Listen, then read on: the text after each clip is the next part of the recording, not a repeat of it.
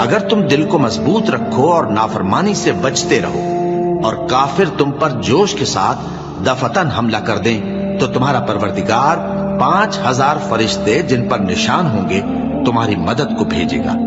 اور اس مدد کو تو اللہ نے تمہارے لیے ذریعہ بشارت بنایا، یعنی اس لیے کہ تمہارے دلوں کو اس سے اطمینان حاصل ہو، ورنہ مدد تو اللہ ہی کی طرف سے ہوتی ہے جو غالب ہے، حکمت والا ہے۔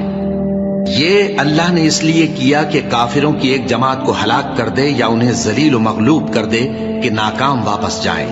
اے پیغمبر، اس کام میں تمہارا کچھ اختیار نہیں۔ اب دو صورتیں ہیں، یا اللہ ان کے حال پر مہربانی کرے یا انہیں عذاب دے کہ یہ ظالم لوگ ہیں، اور جو کچھ آسمانوں میں ہے اور جو کچھ زمین میں ہے سب اللہ ہی کا ہے،